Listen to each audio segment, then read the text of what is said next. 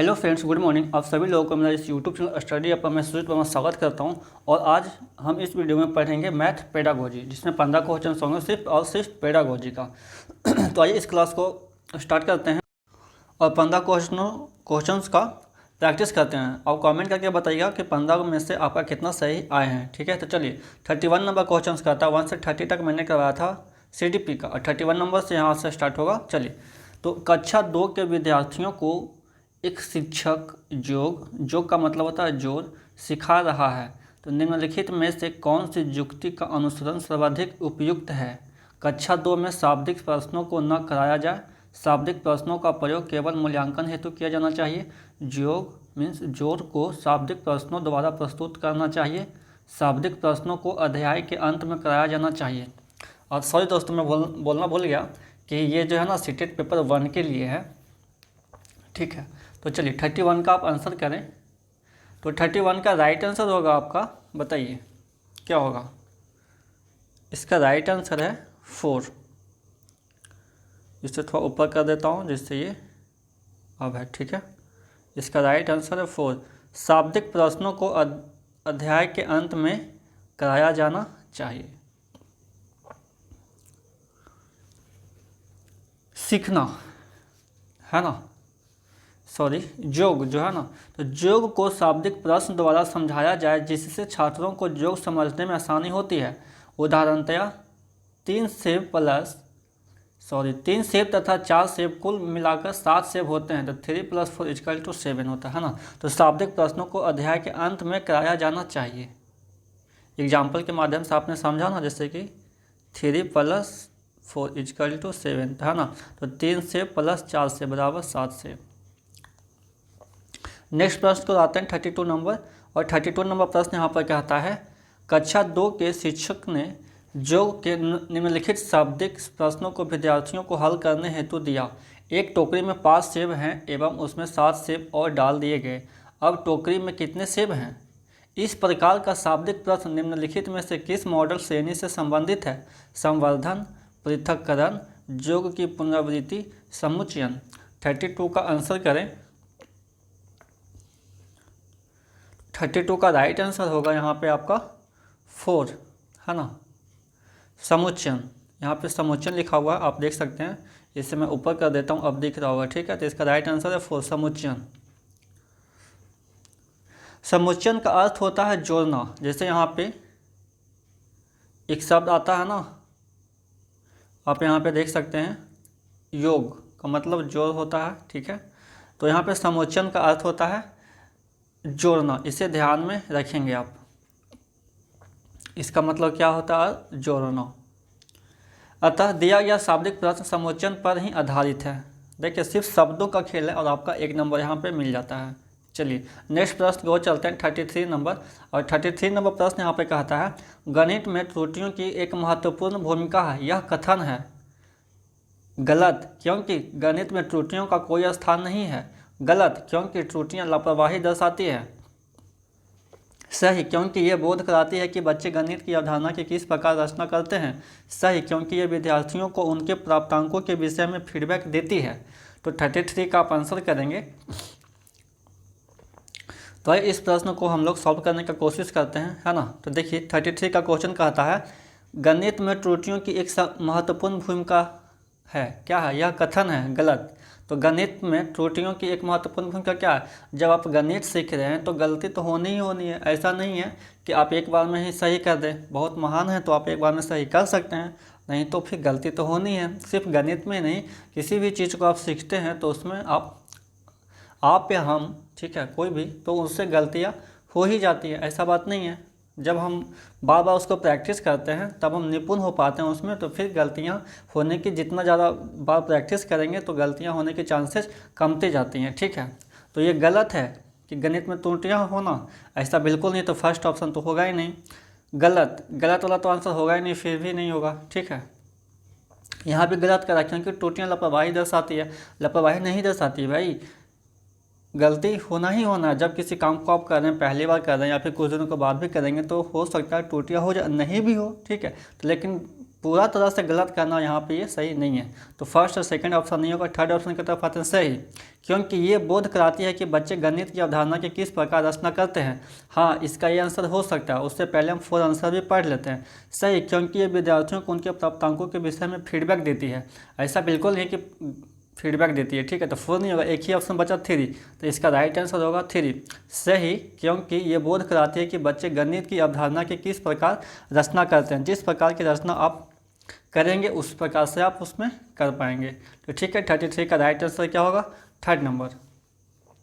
त्रुटियां यह बताती है कि बच्चों को गणित समझने में कहाँ पर परेशानी का सामना करना पड़ रहा है तथा आगे किस प्रकार से उसे सुधारा जा सकता है। गणित जब बनाते हैं तो एक स्टेप बाय स्टेप में बनता है, ठीक है। तो आप जहाँ तक आप सही कर सकते हैं करेंगे, किसी पॉइंट पे आप गलत करेंगे तो आप वहाँ से फिर सुधार कर सकते हैं। तो चलिए नेक्स्ट प्रश्न को चलते हैं। आशा करता हूँ आप इसे समझ गए अच्छी तरह से। 34 नंबर क्वेश्चन यहाँ पे कहता है, कक्षा 4 के विद्यार्थियों को समझाने के लिए 1/10 1/100 से बड़ा है। निम्नलिखित में से कौन से शिक्षण अधिगम सामग्री TLM सर्वाधिक उपयुक्त है। डाइस ब्लॉक, संख्या चार्ट, गिनतारा जिसे अबेकस भी बोलते हैं, 10x10 वर्गीकृत ग्रिड। तो देखिए यहाँ पे क्वेश्चंस क्या कह रहा है आपका कि कक्षा 4 के विद्यार्थियों को समझाने के लिए 1/10 1/100 से बड़ा है, यानी 1/10 इज इक्वल टू 1/100, ठीक है, से बड़ा है। तो निम्नलिखित में से कौन से शिक्षण अधिगम सामग्री TLM सर्वाधिक उपयुक्त है, बताइए। 4 ऑप्शन दिया, 4 में से कौन सा होगा। तो 34 का राइट आंसर होगा यहाँ पे सेकेंड, यहाँ पे राइट आंसर होगा सेकेंड, संख्या चार्ट, ठीक है। सर्वाधिक उपयुक्त TLM संख्या चार्ट है यहाँ पे, ठीक है। ये तीनों ऑप्शन से सबसे ज़्यादा उपयुक्त है संख्या चार्ट। आइए नेक्स्ट प्रश्न की ओर आते हैं यहाँ पे 35 नंबर। और 35 नंबर प्रश्न यहाँ पे कहता है, 2 या उससे अधिक 2 विमाओं वाली वस्तुओं की मापों क्षेत्रफलों की तुलना करने के लिए निम्नलिखित में से कौन सा एक सर्वाधिक उपयुक्त है। अप्रमाणिक इकाइयों का प्रयोग, आकलन, प्रेक्षण, अध्यारोपण। 35 का आप आंसर करें। 35 का राइट आंसर होगा आपका 3, प्रेक्षण, ठीक है। 2 या उससे अधिक 2 विमाओं वाली वस्तुओं के मापों की तुलना प्रेक्षण द्वारा करना सबसे ज़्यादा सरल है। इस पॉइंट को तो आप याद ही कर लें, ठीक है, समझ लेते तो ठीक है, नहीं तो इसे ध्यान में रखेंगे कि 2 या 2 से अधिक विमाओं वाली वस्तुओं की मापों की तुलना करने के लिए सर्वाधिक उपयुक्त होता है प्रेक्षण, ठीक है। एकदम सीधा वे में याद करें, क्वेश्चन आएगा बस टिक लगा देना है। चलिए नेक्स्ट प्रश्न की ओर चलते हैं 36 नंबर।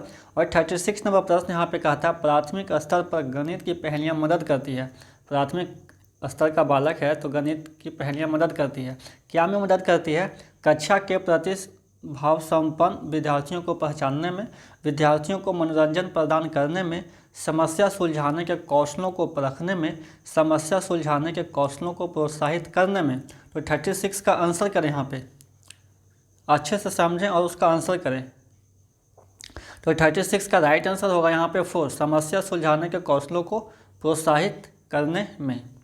गणित की पहेलियाँ हल करने से बच्चों की गणित के प्रति रुचि बढ़ती है तथा वह समस्या सुलझाने के नए नए तरीकों को खोजते हैं, जिससे उनमें समस्या सुलझाने के कौशल का विकास होता है। समझ गए होंगे। चलिए नेक्स्ट प्रश्न की ओर चलते 37 नंबर। और 37 नंबर प्रश्न यहाँ पे कहता है, गणितीय संचालन उल्लेख करता है। क्या उल्लेख करता है, 4 ऑप्शन दिए, उसमें से कोई एक आंसर होगा, आप उसे बताइए। गणितीय विचारों को समाहित और संगठित करने की क्षमता, समस्याओं को सुलझाने की क्षमता, गणित प्रश्नोत्तरी में भाग लेने का कौशल, गणित के कक्षा कक्ष में बोलने की क्षमता। तो 37 का आंसर करें। 37 का राइट आंसर यहाँ पर होगा आपका फर्स्ट, गणितीय संचालन उल्लेख करता है गणितीय विचारों को समाहित और संगठित करने की क्षमता, ये इसका उल्लेख करता है। गणितीय संचालन में गणितीय विचारों को समाहित और संगठित करने की क्षमता है। अन्य भाषाओं की तरह गणित की भाषा का भी अपना व्याकरण है, जिसमें शुद्धता, यथार्थता व क्षमता है। आइए नेक्स्ट प्रश्न को चलते हैं 38 नंबर। 38 नंबर प्रश्न यहाँ पर कहता है, राष्ट्रीय पाठ्यचर्या रूपरेखा NCF वर्ष 2005 के अनुसार प्राथमिक विद्यालयों में गणित पढ़ाने का मुख्य उद्देश्य निम्नलिखित में से कौन सा नहीं है। यहाँ पे इस बात पे ध्यान देंगे, यहाँ पे पूछा कौन सा नहीं है, कौन सा है पे टिक नहीं लगा देंगे, कौन सा नहीं है पूछ रहा है। तो बच्चे की सोच विचार प्रक्रिया को गणितीय रूप देना, बच्चे के संदर्भ में गणित का वर्णन करना, समस्या समाधान के कौशल को बढ़ाना, गणित में उच्चतर पढ़ाई की तैयारी कराना। 38 का आंसर करें तो 38 का राइट आंसर होगा यहाँ पे फर्स्ट, बच्चों की सोच विचार प्रक्रिया को गणितीय रूप देना। प्राथमिक स्तर पर गणित पढ़ाने का मुख्य उद्देश्य बच्चे की सोच विचार प्रक्रिया को गणितीय रूप देना है ताकि वो अपने नित्य जीवन में आने वाली समस्याओं को समझने व हल कर सकने में सक्षम हो। आइए नेक्स्ट प्रश्न को चलते हैं 39 नंबर। और 39 नंबर प्रश्न यहाँ पर कहता है, क्वेश्चन थोड़ा छोटा कर दूँ जिससे दिखेगा। प्राथमिक स्तर पर गणित की पाठ्य पुस्तकों की सबसे अधिक महत्वपूर्ण विशेषता निम्नलिखित में से कौन सी है? संकल्पनाओं का उच्चतर कक्षाओं में संबंध जोड़ा जाना चाहिए, संकल्पनाओं को जटिल से सरल से प्रदर्शित किया जाना चाहिए, संकल्पनाओं को पूर्णतया श्रेणीबद्धता में प्रस्तुत किया जाना चाहिए, संकल्पनाओं को मूर्त से अमूर्त रूप में प्रस्तुत किया जाना चाहिए। 39 का आप आंसर करें तो 39 का यहाँ पे राइट आंसर होगा 4, है ना। इसे और छोटा कर देता हूँ जिससे क्वेश्चन दिखे और ये भी दिखेगा, ऑप्शन भी ठीक है। तो इसका राइट आंसर होगा 4, संकल्पनाओं को मूर्त से अमूर्त रूप में प्रस्तुत किया जाना चाहिए। प्राथमिक स्तर पर गणित की पाठ्य पुस्तकों की सबसे अधिक महत्वपूर्ण विशेषता कौन सी है? तो वो है मूर्त से अमूर्त की ओर जाना चाहिए, ठीक है। यदि संकल्पनाओं को मूर्त से अमूर्त रूप में प्रस्तुत किया जाएगा तो बच्चे को समझने में आसानी होगी। यानी मूर्त से अमूर्त कराने का मतलब कोई भी वस्तु उसे दिखा करके हम उसका एग्जाम्पल देंगे, ठीक है। ऐसा नहीं है कि जैसे किसी बोलेंगे मान लो या कहें कि आम के बारे में सोचो, नहीं। यदि हमें मान लेते हैं कि एग्जाम्पल कि हमें आम के बारे में या एप्पल के बारे में बच्चों को बताना है तो उसे हमें एप्पल दिखाना पड़ेगा, ठीक है। एप्पल उससे दिखाना पड़ेगा बच्चों को, तब फिर हम सामने बताएंगे। या मैंगो के बारे में बता रहे हैं तो मैंगो उसे दिखाना पड़ेगा। तो वही कहते हैं मूर्त, मूर्त का मतलब दिखना चाहिए, ठीक है, जो वस्तु हो। तो मूर्त से अमूर्त की ओर, तो उसे दिखा करके उसे हम फिर कल्पना करवाएंगे। तो वही कहता है मूर्त से अमूर्त में प्रस्तुत किया जाना चाहिए। यानी बच्चों को जो भी कुछ बता रहे हैं तो पहले उसको चित्र दिखाइए, ठीक है। चलिए नेक्स्ट प्रश्न को चलते हैं 14 नंबर। 14 नंबर प्रश्न यहाँ पर कहता है, ज्यामितीय समझ को विकसित करने के लिए निम्नलिखित में से कौन सा श्रेणी क्रम सही है? 4 ऑप्शन दिया हुआ है, चारों में से कौन सा श्रेणी क्रम सही है, इसे आपको श्रेणी क्रम में लगाना है ज्यामितीय समझ को विकसित करने के लिए। तो फर्स्ट ऑप्शन है मानसिक चित्रण, औपचारिक निगमन, विश्लेषण, अनौपचारिक निगमन। सेकेंड ऑप्शन है मानसिक चित्रण, विश्लेषण, अनौपचारिक निगमन, औपचारिक निगमन, औपचारिक निगमन, अनौपचारिक निगमन, मानसिक चित्रण, विश्लेषण।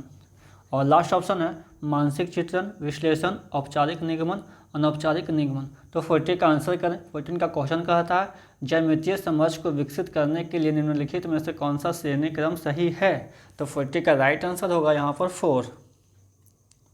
सबसे पहले होता है मानसिक चित्रण, फिर होता है विश्लेषण, फिर औपचारिक निगमन, फिर अनौपचारिक निगमन। तो ये श्रेणी क्रम को आप याद रखें, ठीक है। ऐसे प्रश्न आते हैं और आपको याद रहेंगे तो आपका आंसर सही होगा, आपको 1 नंबर मिलेंगे, ठीक है। तो मानसिक चित्रण में बच्चा विभिन्न आकृतियों की पहचान करना सीखता है, उसके बाद विश्लेषण आता है।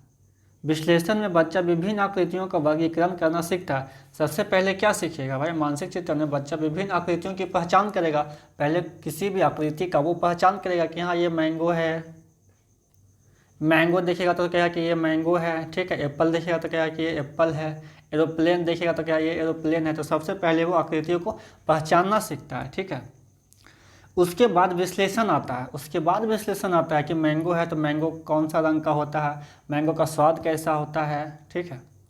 तो विश्लेषण में बच्चा विभिन्न आकृतियों का वर्गीकरण करना सीखता है। उदाहरण कौन सी आकृतियाँ त्रिभुज है, कौन सी आयत या वर्ग हैं। उसके बाद अनौपचारिक निगमन आता है जिसमें बच्चा विभिन्न आकृतियों के गुण के बारे में ज्ञान अर्जित करते हैं। आयत के क्या गुण हैं, किस प्रकार से यह एक वृत्त या समचतुर्भुज से अलग है। यदि इसके बाद औपचारिक निगमन आता है जिसमें छात्र विभिन्न आकृतियों के गुणों के बीच संबंध ज्ञात करते हैं, ठीक है। औपचारिक में एक दूसरे से संबंध ज्ञात करते हैं, तुलना भी कह सकते हो, उसे तुलना करते हैं। चलिए नेक्स्ट प्रश्न की ओर आते हैं 41 नंबर। और 41 नंबर यहाँ पर क्वेश्चन कहता है निम्नलिखित में से कौन सा कथन सही है। संख्या 9 के बाद शून्य का परिचय दिया जाना चाहिए। स्थानीय मान सिखाते समय शून्य का परिचय दिया जाना चाहिए। पढ़ाई जाने वाली प्रथम संख्या शून्य होनी चाहिए। बच्चों में संख्या ज्ञान विकसित होने के बाद शून्य का परिचय दिया जाना चाहिए। बहुत ही अच्छा क्वेश्चन है ये 41 का। आप सोचिए समझिए और इसका आंसर बताइए। तो 41 का राइट आंसर होगा यहाँ पर 4। ठीक है, बच्चों में संख्या ज्ञान विकसित होने के बाद शून्य का परिचय दिया जाना चाहिए। ठीक है, तो सबसे पहले बच्चों में संख्या का क्या होती है, गणना क्या होती है, इसका ज्ञान देना चाहिए। वह अपने आसपास की वस्तुओं व उनकी संख्या ज्ञात करना सीख जाए, उसके पश्चात ही उसे शून्य का महत्व पता चलेगा। ठीक है, तो चलिए नेक्स्ट प्रश्न की ओर चलते हैं। 42 नंबर प्रश्न यहाँ पर है। और 42 नंबर प्रश्न यहाँ पर कहता है कक्षा 3 के विद्यार्थियों को आधे की संकल्पना का परिचय देने के लिए शिक्षक निम्नलिखित क्रियाकलापों की योजना बनाता है। 4 यहाँ पे दिया हुआ है, 4 क्रियाकलाप का योजना बनाता है। पहला है चित्र दिखाता है जिसमें आधा प्रदर्शित किया गया है, और सेकंड में आधे का चिन्ह लिखता है। थर्ड में बहुत सारे मूर्त पदार्थों को आधे में विभाजित करता है। चौथा कहानी या शब्दों के प्रयोग से आधा प्रदर्शित करता है। तो यहाँ पे क्वेश्चन पूछ क्या था, अब यहाँ पे मेन बात ये है शिक्षक को निम्नलिखित में से क्रियाकलापों का कौन सा सही श्रेणी क्रम अनुसरण करना चाहिए, बताइए। पहले क्या आएगा, 3rd 1 4 2, 3rd 4 1 2, 1 2 3 4 2 1 3 4। आप इसे एक क्रम में सजाइए कौन सा होगा और आंसर मुझे बताइए। तो 42 का अब तक कर लिए होंगे। तो 42 का राइट आंसर है फर्स्ट। पहले आएगा थर्ड, मीन्स बहुत सारे मूर्त पदार्थों को आधे में विभाजित करता है। फिर आएगा फर्स्ट, चित्र दिखाता है जिसमें आधा प्रदर्शित किया गया है। फिर आएगा 4, कहानी या शब्दों के प्रयोग से आधा प्रदर्शित करता है। उसके बाद आएगा सेकंड, आधे का चिन्ह लिखता है। ठीक है, इसका राइट आंसर है फर्स्ट। सबसे पहले आएगा थर्ड, फिर आएगा फर्स्ट, फिर आएगा 4, फिर आएगा 2। ठीक है, चलिए नेक्स्ट प्रश्न को चलते हैं। 43 नंबर प्रश्न यहाँ पर कहता है कक्षा 1 और 2 के गणित शिक्षण और अधिगम के लिए निम्नलिखित में से कौन सा सही है। अभ्यास के लिए बहुत अधिक अवसर उपलब्ध कराए जाने चाहिए। कक्षा 1 और 2 में केवल गणित के मौखिक प्रश्नों को कराया जाना चाहिए। गणित का अन्य विषयों जैसे कि भाषा, कला इत्यादि से समाकलन किया जाना चाहिए। कक्षा 1 और 2 में गणित नहीं पढ़ाया जाना चाहिए। कक्षा 1 और 2 में तो गणित पढ़ाया जाता है, तो 4 का आंसर तो होगा ही नहीं। 3 में देखते हैं, 4 का तो होगा ही नहीं। 3 में देखते हैं गणित का अन्य विषयों जैसे कि भाषा, कला इत्यादि से समाकलन किया जाना चाहिए। ये तो बहुत अच्छी बात है, 3 का हो सकता है। चलिए आगे देखते हैं। कक्षा 1 और 2 में केवल गणित के मौखिक प्रश्नों को कराया जाना चाहिए। जहाँ पे देखिए केवल आ जाए वो नेगेटिव वर्ड होता है, वो आंसर नहीं होता है। ठीक है, तो 2 का खत्म हो गया। अभ्यास के लिए बहुत अधिक अवसर उपलब्ध कराए जाने चाहिए। अभ्यास के लिए बार बार, है ना, बहुत ज़्यादा अवसर उपलब्ध कराया जाना चाहिए। तो उससे ज़्यादा सटीक आंसर बैठता है गणित का अन्य विषयों जैसे कि भाषा, कला इत्यादि से समाकलन किया जाना चाहिए। ये ज़्यादा सटीक है। ठीक है, तो फर्स्ट नहीं होगा, थर्ड होगा इसका राइट आंसर। आइए नेक्स्ट प्रश्न को चलते हैं, है ना, 59 नंबर प्रश्न। और 59 नंबर प्रश्न यहाँ पे कहता है बाकी जो है 43 के बाद वो मैथमेटिक्स है। ठीक है, और हम बता रहे हैं यहाँ पे आपको सिर्फ पेडागोजी, तो इसलिए बाकी क्वेश्चंस को मैंने छोड़ दिया है। सिर्फ और सिर्फ पेडागोजी लैंग्वेज वाला प्रश्न यहाँ पे मैंने लिया है। तो 59 नंबर प्रश्न यहाँ पे आपका कहता है एक संख्या का दशमलव निरूपण समझाने के लिए निम्नलिखित में से कौन सी पूर्व जानकारी का ज्ञान होना चाहिए। आपको संख्या दशमलव का निरूपण समझाना है तो उससे पहले बालक में कौन सा पूर्व ज्ञान होना चाहिए। योग का, व्यवकलन का, स्थानीय मान का या गुणा का। योग का मतलब होता है, यहाँ पे आप समझ रहे होंगे, जोड़। ठीक है, अब व्यवकलन का मतलब होता है घटाव, स्थानीय मान का या गुणा का। तो आप 59 का आंसर करें। 59 का राइट आंसर होगा यहाँ पर थर्ड। ठीक है, स्थानीय मान का उसमें ज्ञान होना चाहिए, तभी तो हम दशमलव का उसे बताएंगे। इसका राइट आंसर हो गया थर्ड, स्थानीय मान। स्थानीय मान किसी संख्या के दशमलव प्रतिनिधित्व को समझने की एक पूर्वावश्यकता है, क्योंकि एक दशमलव संख्या में एक दशमलव बिंदु भी होता है जिसके अनुसार प्रत्येक अंक का स्थान और उसका मूल्य निर्धारित किया जाता है। दशमलव पढ़ाना तो स्थानीय मान को समझाना या समझना बहुत ही ज़रूरी है, तो उसको पहले से स्थानीय मान का ज्ञान होना चाहिए, नहीं है तो उसे कराएंगे। आइए नेक्स्ट प्रश्न की ओर चलते हैं, 60 नंबर, जो कि आज का लास्ट प्रश्न है। अंक गणित के 4 मूलभूत संक्रियाएं हैं: योग, भाग, परिमाप और क्षेत्रफल ज्ञात करना, परिकलन, संगणना, रचना करना और समीकरण बनाना, योग, गुणा, भिन्नों को दशमलव में बदलना और सम आकृतियों की रचना करना, योग, व्यवकलन, गुणा और भाग। तो 60 का आप आंसर करें। अंक गणित के 4 मूलभूत संक्रियाएं हैं। अंक गणित के मूल संक्रियाएं कौन कौन से हैं? योग, भाग, परिमाप। योग भाग तक तो सही है, बाकी का पता नहीं। ठीक है, तो ये फर्स्ट नहीं होगा। परिकलन, संगणना, ये भी नहीं होगा। योग, गुणा, 2 तो सही है, बाकी ये नहीं होगा। ठीक है, 4 में योग, व्यवकलन, गुणा और भाग, यानी जोड़, घटाव, गुणा और भाग। ठीक है, तो इसका राइट आंसर होगा 4, 60 का 4। यानी गणित में 4 मौलिक कार्य होते हैं: जोड़, घटाव, गुणा और भाग। सभी गणितीय कार्य बाएं से दाएं किए जाते हैं। ठीक है, यानी इस तरह से चलता है, पहले जोड़ होगा, फिर घटाव होगा, फिर गुणा होगा, फिर भाग होगा। तो ये था आज का 15 प्रश्न। तो आप कमेंट करके बताएं कि 15 में से आपका कितना सही हुआ। तो चलिए, आप सभी लोगों का धन्यवाद जो हमारे चैनल से जुड़े हैं। यदि मेरे चैनल पे आप नए हैं, सब्सक्राइब नहीं किया है अभी तक, तो प्लीज़ आप इसे सब्सक्राइब कर दें। और वीडियो अच्छा लगा हो प्रश्न तो आप इसे लाइक ज़रूर करें और कमेंट करके बताएं आपको 15 में से कितने प्रश्न आपने सही किया। और अपने दोस्तों के साथ में से शेयर जरूर करें और सब्सक्राइब करना ना भूलें, सब्सक्राइब करके ही जाएँ।